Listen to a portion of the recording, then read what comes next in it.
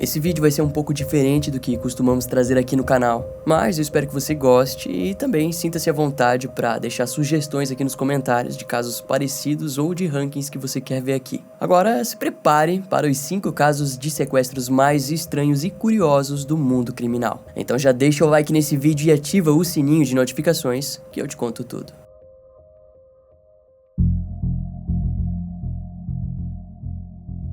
Sem dúvida alguma, é impossível falar sobre os sequestros mais bizarros sem começar por ele, D.B. Cooper.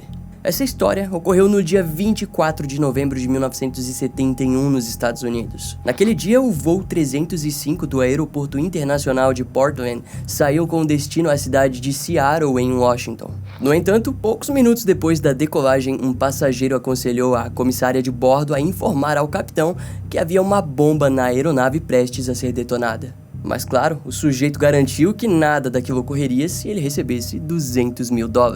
Além disso, ele exigiu que assim que chegassem em Seattle, recebesse pelo menos 4 paraquedas. Quando o pouso aconteceu, os funcionários do aeroporto em Seattle foram obrigados a abastecer a aeronave, pois o sequestrador desejava retornar para os céus para uma viagem com destino ao México. Entretanto, inesperadamente, tudo mudaria quando a aeronave alcançou as terras da região de Reno, em Nevada. Já era de noite e o criminoso simplesmente abriu a porta traseira da aeronave e saltou com o paraquedas. Ninguém jamais o veria novamente e ele seria lembrado como D.B. Cooper. E você se pergunta por que a gente chama ele por esse apelido. A explicação é que, em investigações posteriores conduzidas pelo FBI, foi descoberto que no dia do sequestro, uma das recepcionistas do aeroporto atendeu um homem elegante que portava uma mala e que pagou em dinheiro vivo uma passagem para Washington. E na passagem, o sujeito pôs o seu nome como Dan Cooper. Segundo testemunhas, o tal Dan era um homem branco de 40 e poucos anos, com cabelos escuros e olhos castanhos, vestia um terno preto ou marrom, camisa branca e gravata preta fina, capa de chuva preta e sapatos marrons. O seu assento foi o 18E na última fila. Era por volta das 2h50 quando o avião finalmente decolou. O seu primeiro pedido foi de um whisky bourbon com refrigerante 7-Up. Alguns minutos depois, Dan deu um bilhete para a comissária de bordo, Florence Schaffner, que estava sentada logo atrás dele.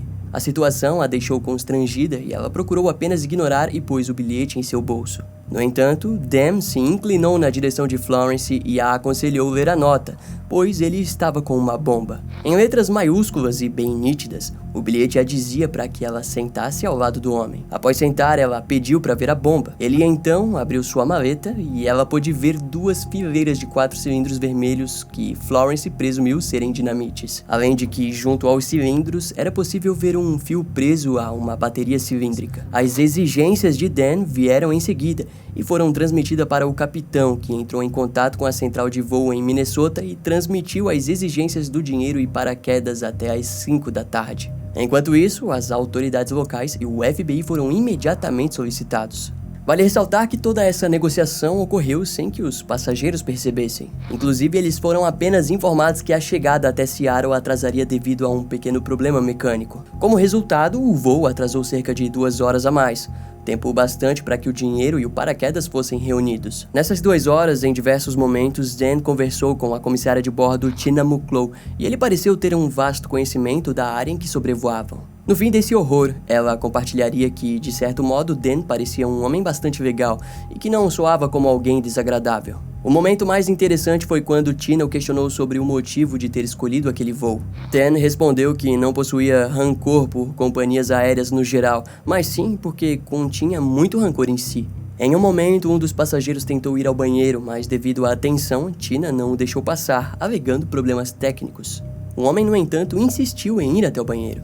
E Dan parecia se divertir com a situação. Até que, porventura, o sujeito desistiu e logo voltou para o seu banco. Por volta das 5h46, o avião finalmente pousou em Seattle. Um dos funcionários levou a bolsa com o dinheiro e os paraquedas até o avião, e Tina foi pegá-los na porta de entrada. Depois, Dan permitiu que os passageiros saíssem. E nesse meio tempo, conferiu se tudo estava conforme as suas exigências. No fim, apenas Dan Cooper e mais 4 tripulantes oficiais permaneceram na aeronave enquanto ela estava sendo abastecida.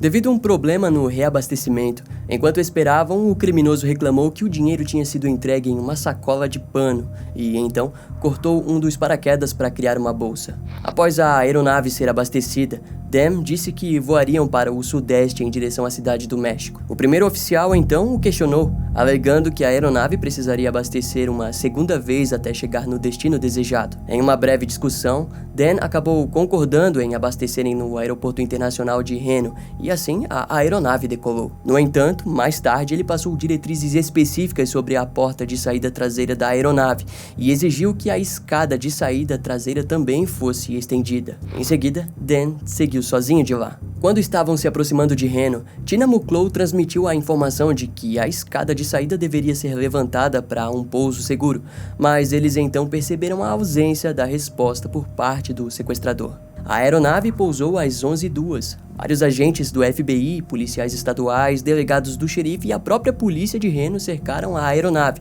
imaginando que o criminoso estivesse dentro dela.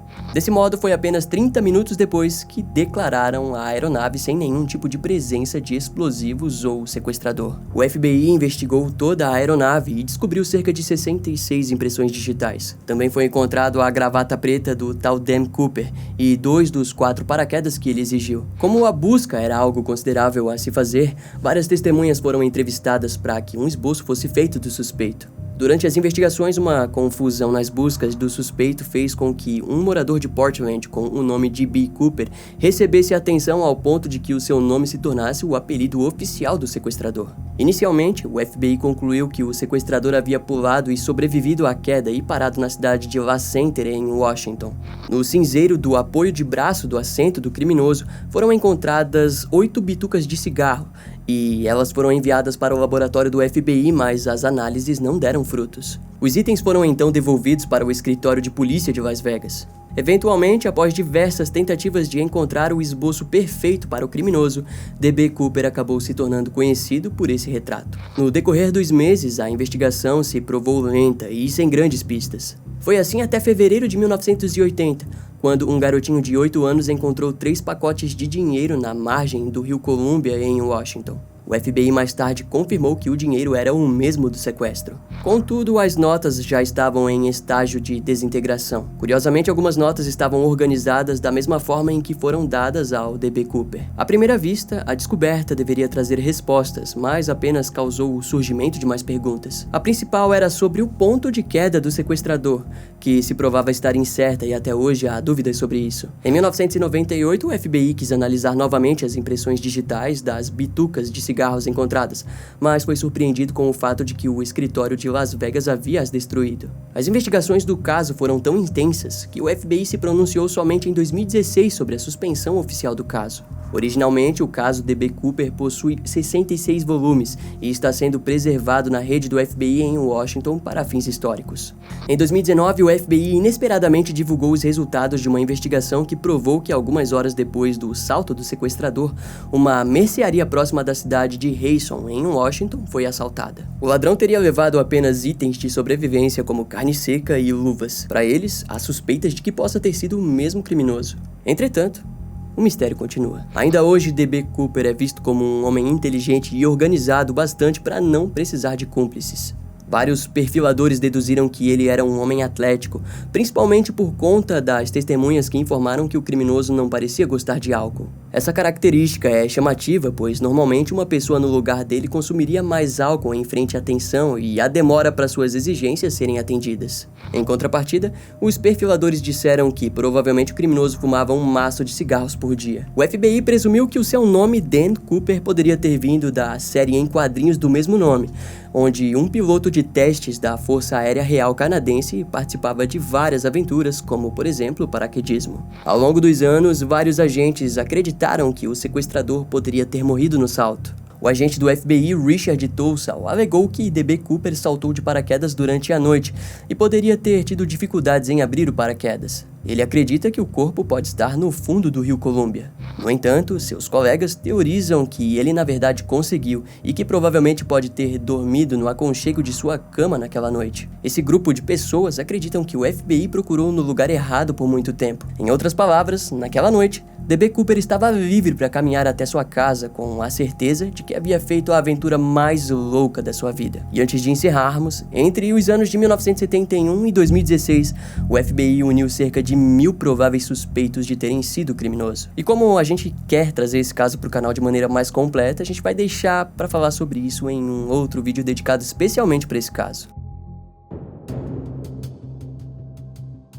Foi por volta das 9 horas da noite do dia 4 de fevereiro de 1974 que um dos casos de sequestro mais estranhos do FBI se iniciou. A polícia local da cidade de Berkeley, na Califórnia, recebeu o chamado de um caso onde um grupo de homens e mulheres armados entraram no apartamento de número 4 na estrada Benvenue. Lá, eles espancaram um garoto chamado Steven Weed e depois sequestraram sua noiva, Patricia Hearst, de 19 anos. O FBI foi rapidamente acionado, pois Patricia era filha de um dos herdeiros de William Rudolph Hearst, o criador do maior negócio de jornais, revistas, noticiários e filmes do mundo, a Hearst Communications. Ainda no primeiro dia, um grupo denominado Exército Simbionês de Libertação reivindicou o sequestro e emitiu uma nota de resgate. O grupo exigia que os criminosos Russ Little e Joe Ramiro fossem soltos, pois evidentemente eram antigos membros do grupo. Ambos os homens foram presos e acusados pelo assassinato do superintendente das escolas públicas de Oakland, Marcus Foster, em novembro de 1973. O estado da Califórnia evidentemente se recusou a aceitar as exigências do grupo, que em resposta exigiu que cada californiano nesse estado fosse presenteado com $70 pela família Hearst. Em resposta, o pai de Patricia Hearst pegou um empréstimo de $2 milhões e garantiu alimento para os pobres da região de Bay Area por um ano. O projeto foi denominado como Pessoas Necessitadas. Inicialmente, o projeto foi bem aceito e ao mesmo tempo visto como um ato impulsivo, principalmente depois de alguns dias que a distribuição dos alimentos se tornou em puro caos e desordem. Afinal, o projeto não havia sido planejado. Daquela maneira, o Exército Simbionês da Libertação se recusou em libertar Patricia.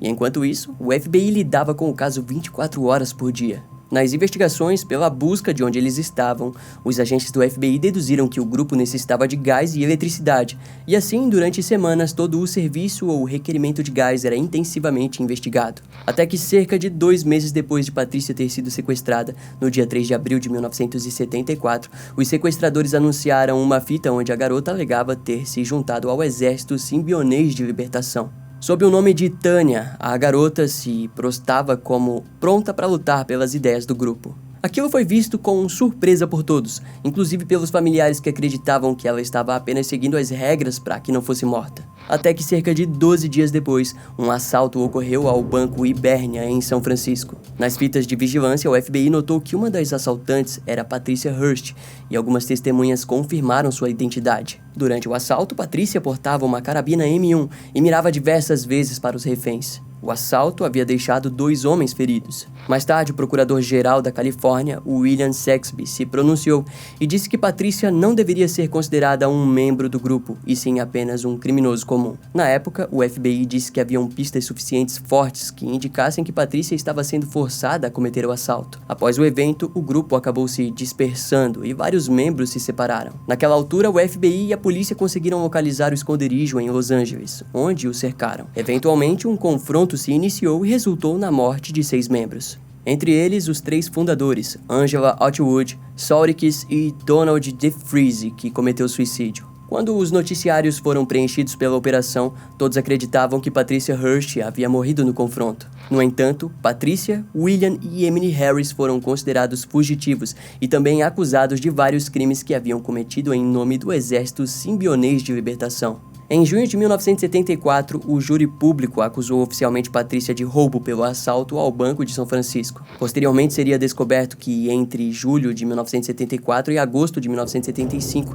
Patricia participou de diversos crimes, entre eles a tentativa mal-sucedida de matar policiais com a criação de dispositivos explosivos. Devido à queda do grupo, foi questão de tempo até que a sua prisão ocorresse em setembro de 1975, em um apartamento em São Francisco. Patricia foi encontrada junto ao Wendy Yoshimura, outro membro do grupo. Após ser presa, através do seu advogado, ela disse estar sorrindo, pois se sentia livre. Em seu apartamento foram encontradas notas de dinheiro roubadas em um assalto ocorrido no Banco Nacional Crocker, em Carmichael, na Califórnia. Naquele crime, Patrícia teria agido como motorista de fuga do veículo onde sua comparsa, Emily Harris, assassinou a refém Myrna Opshaw. Devido àquilo, em seu julgamento, ela sofria riscos de lutar contra uma acusação de homicídio culposo, mas também poderia testemunhar contra Emily e a garantir a pena de morte. Seria uma questão de escolha. Antes do julgamento acontecer, em outubro daquele ano, a psicóloga Margaret Singer descreveu Patrícia como um zumbi de baixo QI e baixo afeto. Através de exames mentais, foi descoberto que Patrícia estava evidentemente traumatizada e com lacunas mentais,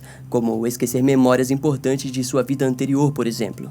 No dia 15 de janeiro de 1976, onde responderia pelas acusações no assalto ao Banco Hibernia, a promotoria apresentou diversas fitas onde Patrícia se apresentava falando palavrões e demonstrando suas crenças. A defesa, no entanto, não teve permissão de apresentar as gravações de suas conversas com psiquiátricas, mas se apoiou na ideia de lavagem cerebral e de que Patrícia foi obrigada a fazer o que mandavam, caso contrário, morreria. Segundo o seu próprio testemunho, ela foi mantida em um armário com olhos vendados e mãos amarradas. Em seu tempo presa, um dos fundadores, Donald DeFreeze, a ameaçava de morte. E Patrícia acabou sendo exposta a diversas discussões políticas e conduzida por Donald a acreditar que ela foi abandonada pelo governo. Sua venda só foi removida dos seus olhos quando ela disse para Donald que lutaria pelos ideais do exército dele. Patrícia alegou uma certa liberdade sexual dentro do grupo, o que a fez ser violentada sexualmente pelos membros William Wolfe e Donald DeFreeze. A promotoria, em resposta, disse que a mulher havia feito sexo voluntariamente com os homens. O motivo era de que as mulheres que faziam parte do grupo eram feministas e, assim, o estupro contra Patrícia não fazia sentido, pois era contra os ideais de uma boa quantidade de membros. No fim, em 20 de março de 1976, Patricia Hearst foi condenada por assalto ao banco e uso de arma de fogo. Sua sentença final foi de 35 anos de prisão. O psiquiatra e professor da Universidade da Califórnia, Louis J. Leon West, foi levado ao tribunal como especialista em lavagem cerebral e trabalhou no caso de Patrícia sem nenhum tipo de remuneração. Quando o julgamento foi decidido em prol da promotoria, Louis escreveu um longo artigo onde pedia para o, na época, presidente dos Estados Unidos, Jimmy Carter, que libertasse Patrícia da prisão. Para sua felicidade, no dia 1º de fevereiro de 1979, a sentença da mulher foi comutada pelo presidente, recebendo assim a liberdade condicional.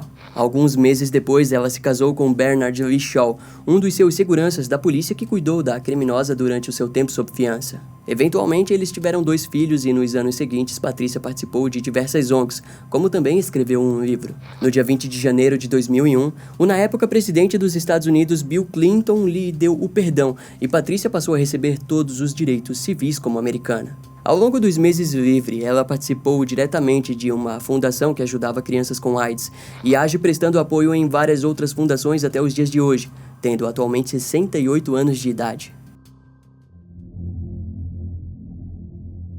Michelle Knight, de 21 anos, teve o seu desaparecimento relatado na delegacia de Cleveland no dia 23 de agosto de 2002. A garota tinha sido vista pela última vez ao sair da casa de um primo e ir em direção à audiência de custódia do seu filho. Na época do seu caso, Michelle já havia perdido a primeira fase da custódia e seu desaparecimento foi visto pelas autoridades como uma possível fuga pela provável perda definitiva do seu filho. Demoraria longos anos para que todos descobrissem o que realmente aconteceu com ela. Quase um ano depois, outra mulher chamada Amanda Berry, de 17 anos, desapareceu depois de sair do seu trabalho numa lanchonete Burger King de Cleveland.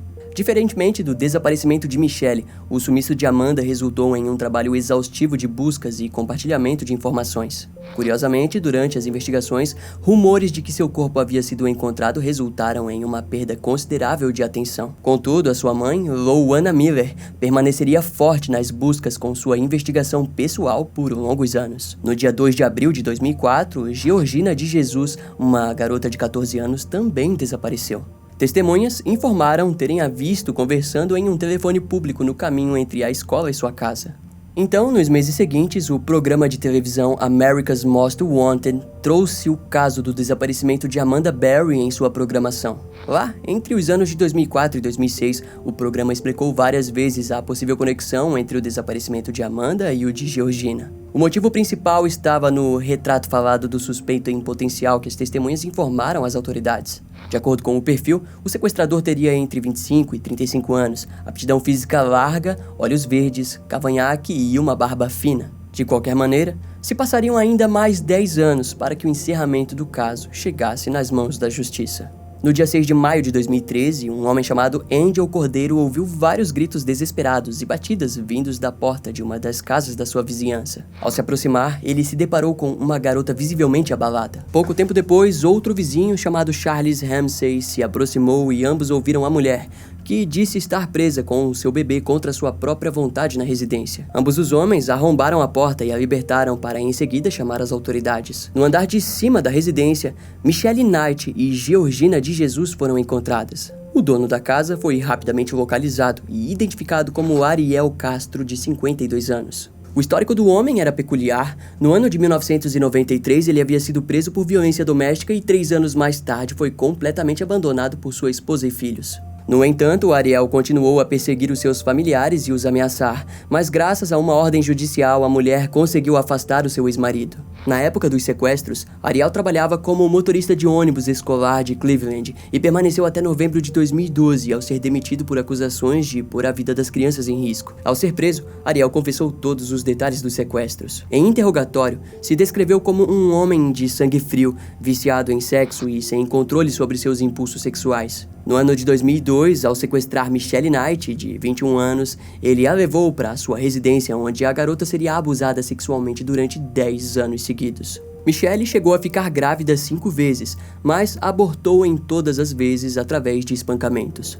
Na época da sua libertação, ela possuía 32 anos e precisou ser levada para uma reconstrução facial e também para o tratamento de ouvido, no qual havia perdido a audição em decorrência das surras. Posteriormente, Ariel disse ter sequestrado Amanda Berry, de 17 anos, com a qual teve um filho em 2006. O parto foi feito por Michelle e no dia de sua libertação a criança possuía 6 anos. Curiosamente, no caso do sequestro de Georgina, a garota de 14 anos era amiga da filha de Ariel, Arlene, e ele ofereceu carona para ela no dia do sequestro. Além disso, o homem participou das vigílias em busca de Georgina e sempre mostrou apoio aos familiares de todos os casos. Depois de ser preso, o seu filho Anthony Castro disse às autoridades que, no ano de 2004, enquanto estudava jornalismo, se propôs a escrever um artigo sobre o desaparecimento de Amanda e Georgina.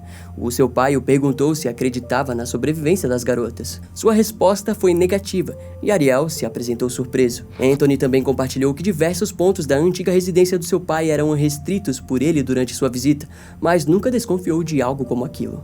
No fim, Ariel Castro foi acusado por 329 crimes, todos relacionados às condições que deixou suas vítimas viverem ao longo de 10 anos. Mais tarde, mais 658 acusações foram feitas pela promotoria, somando assim 977 crimes ligados aos eventos. O seu julgamento começou no dia 1º de agosto de 2013 no condado de Cuyahoga. O juiz Michael Russo presidiu o caso e disse que para Ariel não haveria lugar nesta cidade, neste país e nesse mundo. Durante o julgamento, Michelle Knight testemunhou e disse para Ariel que o seu inferno havia durado 11 anos, mas que o dele estava apenas começando. Sua sentença final foi de prisão perpétua e mais 1000 anos de prisão pelos crimes que cometeu. O seu caso foi considerado de extremo cuidado, com várias rondas de guardas passando por sua cela para evitar um possível suicídio. No entanto, no dia 3 de setembro de 2013, ele foi encontrado morto por enforcamento em sua cela no Centro de Recepção Correcional de Orient, em Ohio. Nos meses seguintes, embora o criminoso não tenha pagado pelo seu crime conforme a lei, as sobreviventes mesmo assim se sentiram recompensadas e seguiram suas vidas. Em 2015, Amanda e Georgina escreveram um livro chamado Esperança, um livro de memória de sobrevivência em Cleveland, onde contaram com detalhes tudo o que passaram nos anos presas. Em um vídeo no YouTube gravado por Michelle, Amanda e Georgina, elas disseram estarem prontas para seguirem com a cabeça erguida e os pés firmes, além também de agradecerem as doações que as têm ajudado a conquistarem suas vidas novamente.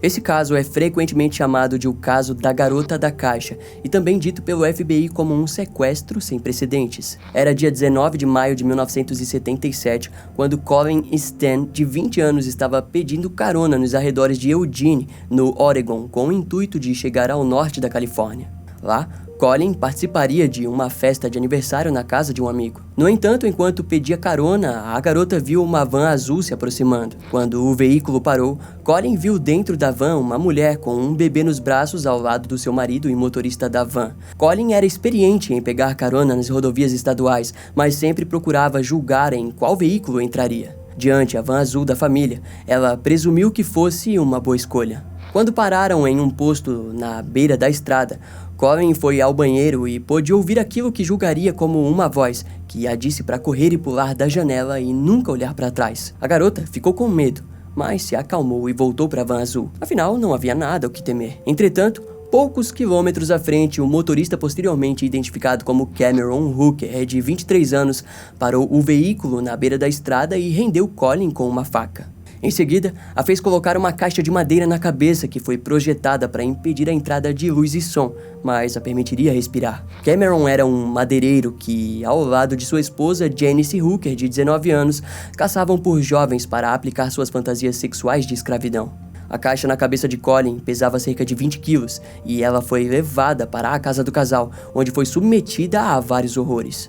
Ela teve os seus pulsos amarrados no teto e depois foi chicoteada, queimada, espancada e eletrocutada. Posteriormente foi posta dentro de uma caixa que ficava debaixo da cama do casal e precisou ouvir Cameron e Janice fazendo sexo em cima dela. Nos próximos dias, o casal deixou Colin presa cerca de 23 horas por dia e permaneceu assim até janeiro de 1978, quando foi obrigada a assinar um contrato onde prometia se tornar escrava sexual. Ao longo do tempo que ficou presa, Janice disse diversas vezes que tudo aquilo ocorreria sob a supervisão de uma organização secreta chamada A Companhia. Daquela forma, se Colin tentasse fugir, a organização mataria dolorosamente seus familiares. No passar dos dias, a garota foi violentada através de sexo oral como um tratado entre o casal, que consistia em não haver penetração, mas aquilo não evitava que o homem inserisse objetos em Colin. Mais tarde, o casal se mudou para uma casa móvel em Red Bluff, onde ela foi trancada em uma caixa de madeira sob o colchão de água do casal. Para evitar punições, Colin passou a cumprir cada exigência do casal, fato que a garantia recompensas como sair para correr, trabalhar no jardim da residência e cuidar dos filhos do casal, além de ajudá-los a construir mais acomodações para futuros escravos. No ano de 1981, Cameron e Colin visitaram os familiares da garota, onde ela apresentou o seu sequestrador como seu namorado. Sua família, no entanto, desconfiou de que ambos estivessem envolvidos em algum tipo de culto. O motivo era pelo fato de que Colin havia simplesmente cortado laços e depois retornado como outra garota.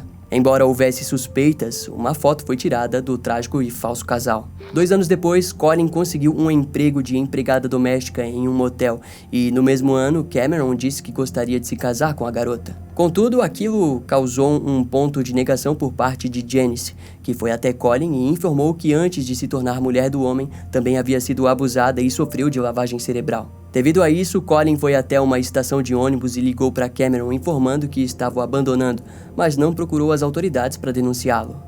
Assim, 3 meses depois, Janice decidiu ir até a polícia e fazer um acordo onde testemunharia contra Cameron em troca de imunidade das acusações. E é nesse instante que a história fica ainda mais brutal, pois Janice conversou com o tenente Jerry Brown da polícia de Red Bluff e contou que Cameron havia sequestrado, torturado e assassinado Mary Elizabeth Spanhake, que havia desaparecido em 1976, além de mencionar o sequestro de Colin Stan. Infelizmente, as autoridades jamais encontraram provas do crime cometido contra Mary, mesmo com Janice ajudando e os levando ao possível local de desova. Dessa forma, a polícia focou em acusar Cameron pelo sequestro de Colin. E um detalhe é que Colin mais tarde relataria ter visto uma foto de Mary no quarto onde era deixada presa. No julgamento, Cameron Hooker recebeu uma sentença de 104 anos de prisão ao ser condenado por agressão sexual, sequestro e uso de arma branca. Alguns anos depois, uma audiência foi marcada para setembro de 2021, onde a liberdade condicional seria questionada e a justiça decidiria se Cameron pode ou não ser considerado um predador sexual violento. Contudo, não há provas noticiais sobre o processo judicial do criminoso. No decorrer dos anos após fugir das mãos de Cameron, Colin Stan tentou recomeçar sua vida, mas inicialmente se viu diante uma série de casamentos fracassados, onde não conseguia criar uma aliança com seu companheiro, mas se entrelaçou a um programa para ajudar mulheres vítimas de abuso. Em contrapartida, Janice vem gastado o restante dos seus anos em lutas como assistente social e profissional de saúde na Califórnia, onde cria os seus filhos de forma anônima. Em 22 de setembro de 2014, 5 caminhantes, junto ao líder e experiente em montanhas, o francês Hervé Gourdel, de 55 anos, foram sequestrados próximo à aldeia de Ait Kabane, em Akbil, na Argélia. O sequestro massivo chamou a atenção principalmente da imprensa do país, mas não das autoridades militares. Após 14 horas do sequestro, apenas os 5 caminhantes foram liberados. Entretanto, Hervé continuou à mercê do grupo que se autodenominava Soldados do Califado na Argélia. A origem do grupo vem da união da Al-Qaeda com a Maghreb da África, gerando assim a lealdade do grupo africano ao islamismo. O sequestro de Hervé teve como motivação a exigência de que a França devesse cessar a Operação Chamal, que visa conter o crescimento do Estado Islâmico no Iraque e Síria. No entanto, a França se negou a cumprir com a exigência, e na verdade, em nenhum momento houve uma investigação quanto ao sequestro. Daquele modo, no dia 24 de setembro de 2014, o grupo anunciou um vídeo no YouTube intitulado Mensagem de Sangue para o Governo Francês, onde é possível ver Hervé Gourdel sendo decapitado. O, na época, presidente da França, François Hollande, condenou o crime como sendo algo cruel e covarde. Naquela altura, Hervé havia sido o 6º francês sequestrado e assassinado pelos soldados do Califado na Argélia. Assim, a indignação por parte dos franceses e pelos moradores da Argélia foram mútuos, trazendo à tona lembranças da Guerra Civil de 1992 a 2002, que resultou em mais de 200 mil mortos. Os caminhantes que estavam com Hervé foram acusados por cumplicidade, mas em defesa alegaram que para entrarem no país precisaram adquirir um visto que foi emitido de forma legal e de conhecimento das autoridades. No dia 26 de setembro de 2014, o luto nacional pelo brutal assassinato de Hervé Gourdel foi anunciado. Seria apenas no dia 15 de janeiro de 2015 que o exército argelino encontraria o seu corpo próximo à cidade de Abi Youssef, a 20 quilômetros do ponto onde ele possivelmente foi executado. 11 dias depois, os seus restos mortais foram enviados para a França, onde um funeral ocorreu de portas fechadas para apenas familiares. Seus restos foram cremados e suas cinzas jogadas no topo do Monte Gelas, na França. Hervé era completamente apaixonado pelas montanhas. Seus familiares descreveram a paixão como devoradora e que havia surgido dentre os seus primeiros anos de vida. No decorrer de sua juventude e fase adulta, Hervé treinou com vários montanhistas experientes e se tornou um amante das montanhas de países como Nepal, Jordânia e Vietnã. E boa parte do seu conhecimento veio de guias marroquinos. Nos anos de 1992 e 1994, foi representante do Sindicato Nacional dos Guias de Montanha e também em 1995 criou ao lado do seu amigo Michael Bricola uma escola chamada Mercantour Formation, onde ofereciam cursos para guias de montanha na França. A sua perda foi intensamente sentida por familiares, amigos e alunos. Após o seu corpo ser encontrado, a investigação se prolongou e o primeiro suspeito foi identificado como sendo Abdelmalek Hanzaoui. Diante o tribunal, Abdelmalek negou as acusações de assassinato. Contudo, os 5 companheiros de Hervé identificaram positivamente o criminoso, mas também alegaram a presença de mais cúmplices. Eventualmente, quando o julgamento foi marcado, a ex-esposa de Hervé disse esperar que o encerramento do caso pudesse trazer esperança para as famílias e entes queridos das vítimas afetadas pelo terrorismo. No dia 18 de fevereiro de 2021, cerca de 14 pessoas acusadas foram levadas a julgamento. O principal foi Abdelmalek, que recebeu a sentença de morte ao lado dos outros 7 membros do grupo Soldados do Califado na Argélia. Outros 6 réus, incluindo os 5 caminhantes que estavam com Hervé no dia do sequestro, foram absolvidos de qualquer acusação sobre não denunciar o crime. De início, a França e a opinião pública desacreditaram da sentença de morte, pois a Argélia não aplicava a sentença de morte faziam anos. Entretanto, em junho de 2016, o ministro da Justiça da Argélia afirmou em um anúncio oficial que todos os assassinos de Hervé haviam sido executados. O desenrolar do caso marcou um ponto histórico e brutal para a história de ambos os países, que continuam suas lutas contra o terrorismo em suas terras e no mundo.